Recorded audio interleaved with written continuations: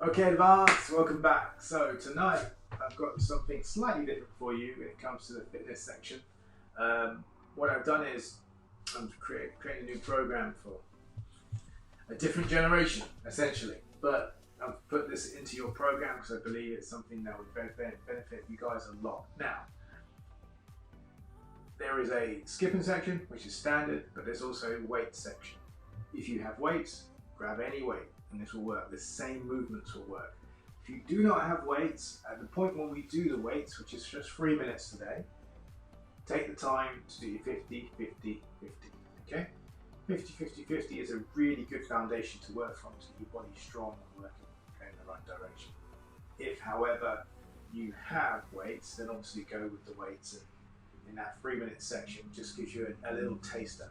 I've only done one round of it, and the reason being is because we're doing movements part 2 today, and it's a long discussion. There's quite a lot of things for me to go through, and once you've gone through it, you can then practice those drills as well. Anyway, enjoy the class. I'll speak to you all soon. If you have any questions, please holler and I'll speak to them. Take care.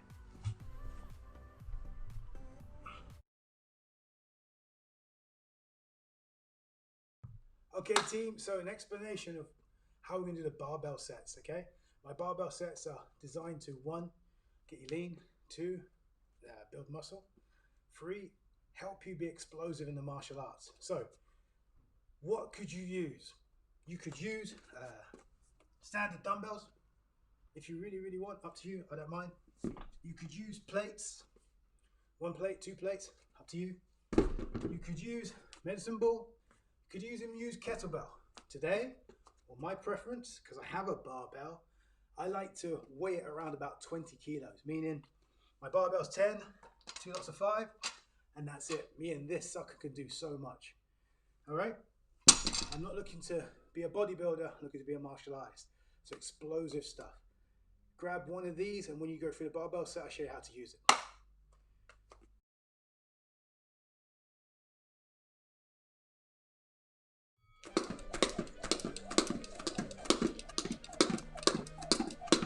That's it, team. Keeping a regular pace. Make sure your wrists are turning the rope, not your arms. It's all in the wrists.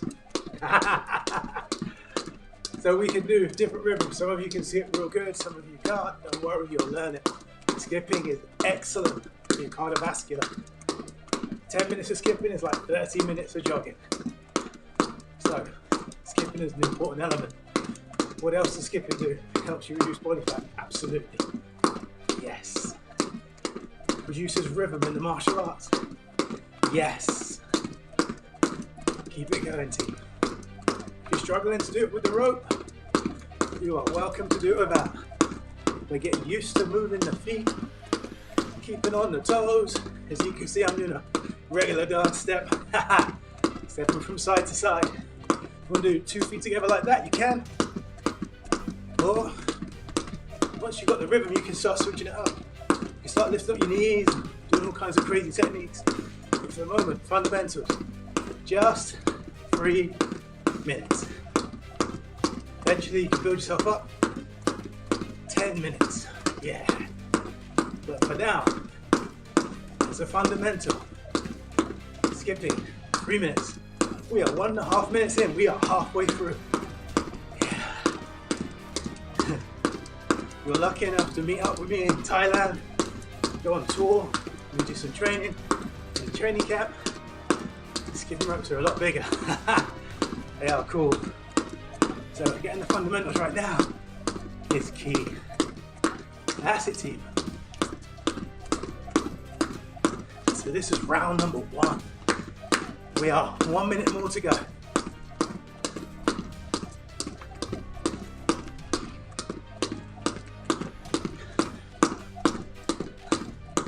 Keep breathing, keep working, keep hard. If the rope ever stops, keep moving your feet. That's the key. Don't just stand still. Promised land is in sight. That's it. 30 seconds left. That is all. And then we can get our 30-second water break. Move on to the next section.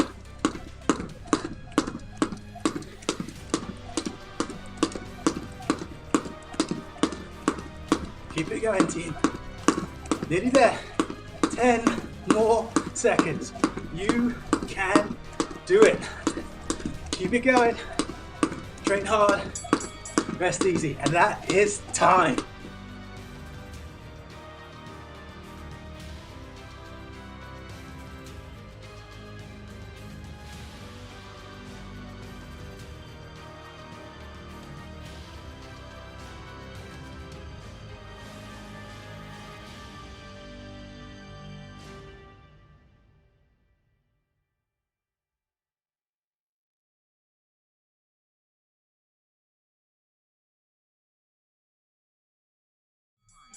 Okay team, so we're going to deadlift. Bend your knees slightly, push your hips back. When you come forward, squeeze through your glutes. When I change the angle, you should see my butt going backwards, not down. That's it, so we're changing angles to see my butt. Just so you can see my butt is going backwards towards the wall and not down. I'm not squatting. Good, so you can see from that angle the difference. Going back to the front. Excellent. So we're now going to move into a row. So push your bum out and bring the bar up just beneath your chest plate to your stomach. Notice my elbows from the side, on the side angle, is going behind my back, so my shoulder blades are touching. We are rowing. The opposite of doing a chest press is a row. Really important to get the balance.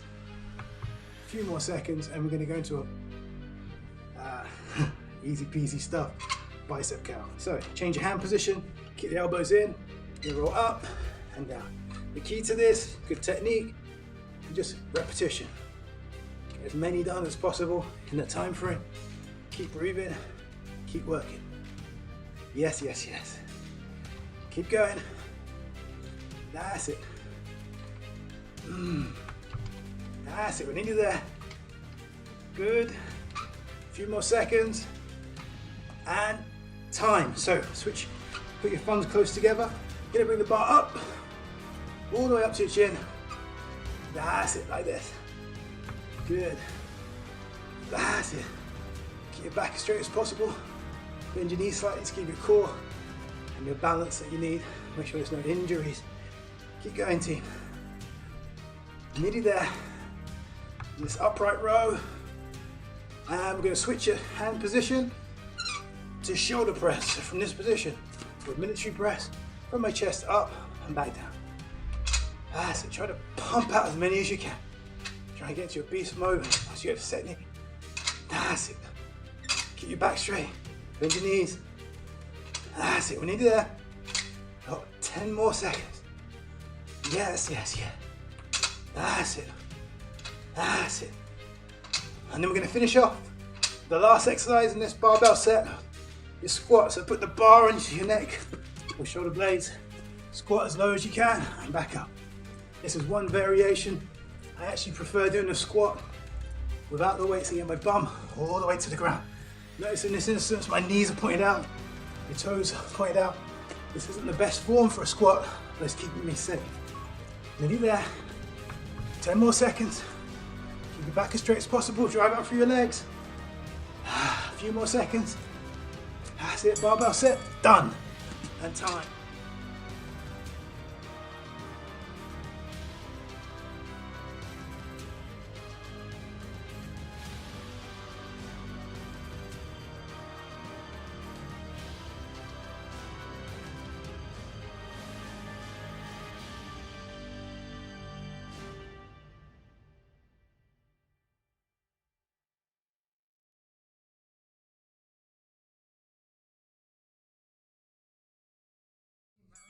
Arms straight, roll your shoulders up. Keep your head in the same position, we are crunching team. So my shoulders come off the floor, but my back stays on the floor. It's just my upper abs, we are crunching. It's a nice basic and important one to develop. That's it, especially around the solar plex. I want to condition that. It's a weakness in your armory if it's not strong. It should be strong as standard. We're gonna pulse, going up all the way up and roll back. Nice and basic. Yeah. That's it.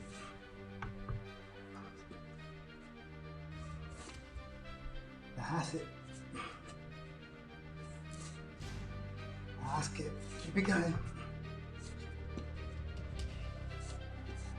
Yeah. Yeah. So we're going to touch the opposite leg when we come up. So lift your leg up and touch.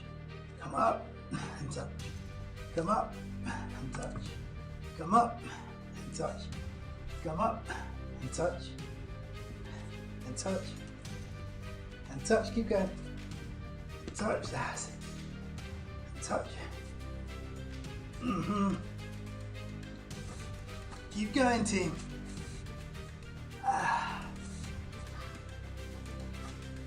Now what we're going to do is windscreen wipe. Hands out, feet up, just fall to one side, keep shoulders on the floor, and then fall to the other side. That's it. So your obliques are working out. Straighter, keep the legs better. If you can lift your hips in between like this, even better. But for today, nice and simple. Side to side windscreen wipe.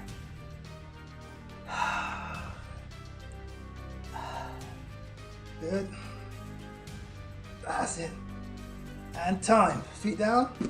Touch your heels. Got alternate ankles or heel taps. Notice my neck and my head is off the floor. The more speed I generate, better. If you want it harder, go to the opposite angle. These are your obliques we're attacking. Keep working. A few more seconds.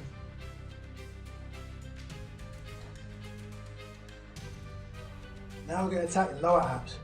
This is really important we hit this area. So from here, arms are out, feet together, I'm going to circle and go around the world. That's it. Keep going, team. Keep going. When we go one direction, we've got to switch to the other. You're ready to switch now. Let's go the other way. That's it. Good. Keep hitting. Keep working. Almost lands in sight. Only a few more seconds. Yes, yes, yes. And time. Excellent work, team. Well done.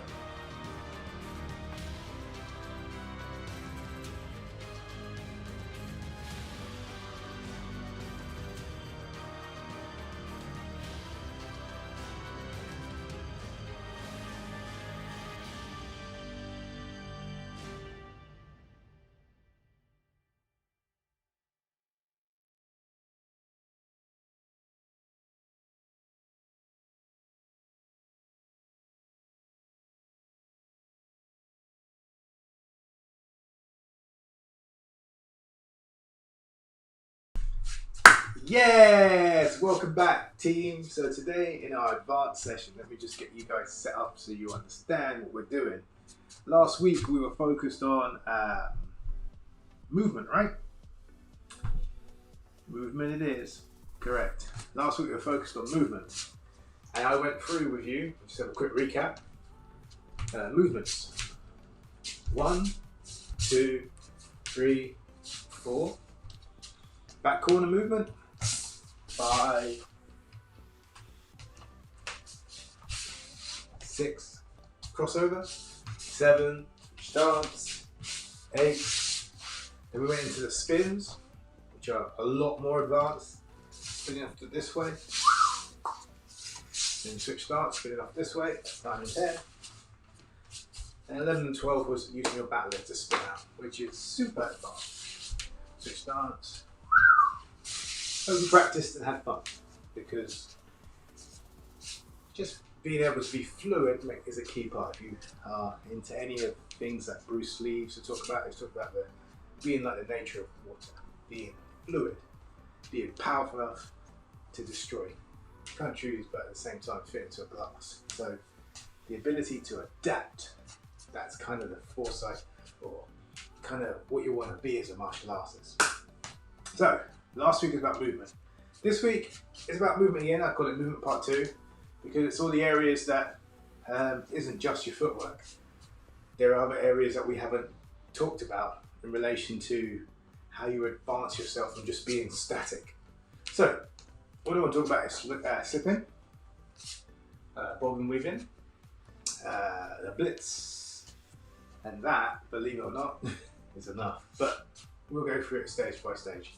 So first things first, slipping and bobbing and weaving.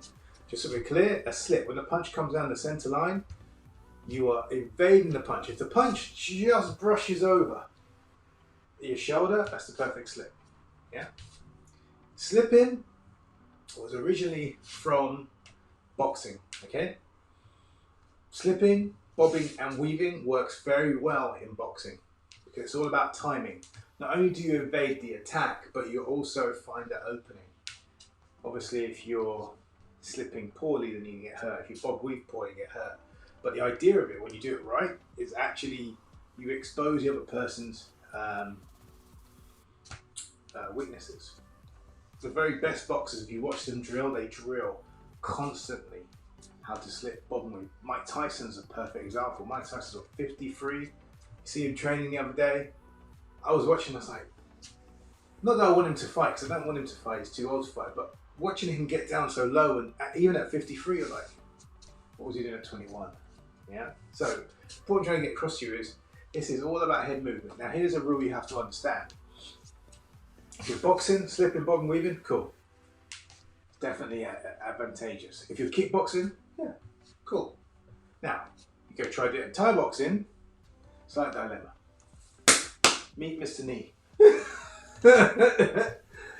Always meet Mr. Knee. A Thai boxer's solution to that is anytime you're going low line, they just get the time right and boom. And that's it. I've seen it countless times happen between a kickboxer and a Thai boxer.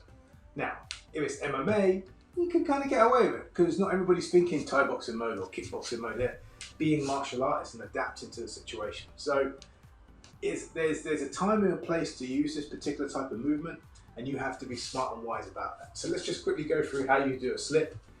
To me, slipping is like hip hop dancing. Drop your shoulder left, drop your shoulder right. You would have that little bounce in your step. If the line is here, I slip across. I slip across. My hands should be here initially. Over the years, I've just got used to moving my head because I want the ability to move my hands. So once you understand how to slip, you must now start to not just miss the punch, be able to engage. So I'm going to show you a couple of things you can practice. If I slip the punch, this shoulder that's evaded the punch is now my punching hand immediately. So I can slip and punch. I slip, but at the same time punch. I put that together, I slip, punch, bang. Because I'm coiled. With this position, I'm already coiled to hit with power. If I don't even punch with this hand, and I slip, boom, lots and lots of power. Okay, body or head, okay? If I slip the other way, boom, I can punch with my front hand as well. So I punch, now I can hit with this one. The only problem is when I hit with this one, kind of exposed. It's better, in my opinion, to be more of a neutral stance. So if you slip, if you're going to hit here, you can move off. Remember the footwork I was talking about the other day? If I slip the other way, boom, you can move off. This is things to consider. So if I was you, drill slipping and drill slipping with punches.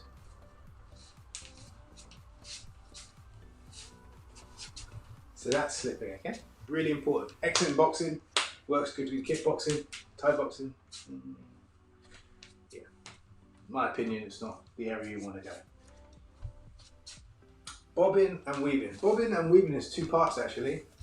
To bob, it's a bit like, I don't go fishing, but a bob in fishing when it goes up and down the water. So from here, your legs are apart and you're bobbing. The weaving part is a circular motion. Now, a lot of people get the direction wrong.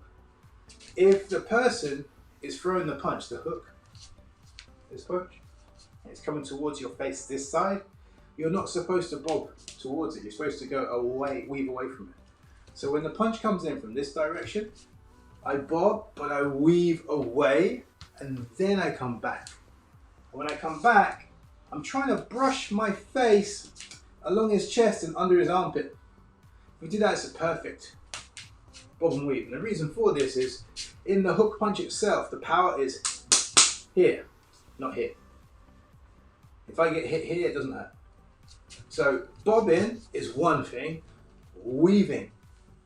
So it's doing slow motion. I bob, the punch comes this way, I go this way initially, and then I go back on myself. If it's the other side, I bob, the punch comes in, I go with it, and back around. I like doing this with the guys in the academy because I can actually show them direction, because initially everyone goes the wrong way. So bob, and I get the pad and I press their head that way, and I make them roll underneath and go, ah, makes sense now. So like I said, bob and weaving, cool. Now, bob and weaving, same as a slip. You can counter attack with your technique straight away. So watch. When the bob and weave comes in, I bob, I weave, initial. I could hit here and then hook. If it comes this way, I go with it. I could punch here, not really that much power, but if I come back in, bang, power there. So important part, when you come back in, so you move out initially and then come back in, that's when you can generate a lot of power. So from this point, if the punch is coming this way, I bob, I go with it. When I come back, body shot 1, boom, head shot 2. If it goes this way, same rule. I bob, I go with it. When I come back, body shot 1, body shot 2, or head shot 2. Yeah? Something you can drill. Really, really cool. Things I didn't tell you that you could do with a bob and weave, not just from a boxing perspective, from a grappling perspective. If the person is slipping, especially in the front hand, okay? If it's backhand, you can also do it as well, but you've got to have excellent timing. The punch comes in, straight line, I slip, but if I slip and move into the target, that's how my footwork was. I slipped and I stepped in, I'm low, I'm ready for the double leg takedown. So I slip the punch. Punch comes in, it goes over my shoulder, so I slip. At the time of doing it, at the same time I step in. My foot is in between their legs, I grab their legs, boom, I drive through them, the double leg takedown. Yeah. Traditionally it's that, you step in, lift them up, but just go through, it's easier. If I do the crossing hand, if I slip to the outside of this cross punch, he's actually off balance if I step in at this point. To be like that, boom, and then go this way. I'm doing it on a screen like this, and it's much better when you have someone physically do it. I'll see it in coronavirus, I'm at home, I'll show you the movements. Get the movements when we get back to the academy, and we're allowed to physically get closer. This will benefit you a lot. So that is essential to understand about the bob, the slipping and the bob and weaving. You can do the same thing with the takedowns for the bob and weave as well. So if the punch comes in this way, I can grab the person, boom, and then go opposite. Bobbing and weaving essentially creates an opening for you to hit and creates an opening for you to throw. The more you practice it, the easier it becomes. Now, blitzing. Time is really expiring, but I'm going to go through it. Blitzing is personal to me. The reason why it's personal to me is because people talk about you can trace your line in the martial arts. My line in the martial arts is I had 5 different instructors. So all of them different lines. My first instructor, Trevor Spencer in Stevenage, taught me kickboxing. Amazing guy, amazing instructor. And we were part of an association called the UMAI, United Martial Arts International. I don't know if they're still around. But essentially the person that ran that was a very famous kickboxer at the time called Kevin Bruton. Kevin Bruton, back in the 80s and 90s and all that period when they used to fight, was a legend in this country. He was American, but he came to this country, and he was a person that introduced the blitz to everyone. What is the blitz? Essentially, it's about gathering distance and pace. Traditionally, everybody steps forward, boxing wise, and then they throw their techniques. So just watch distance. If I'm here and I step on my front leg, it's about 1 meter, right?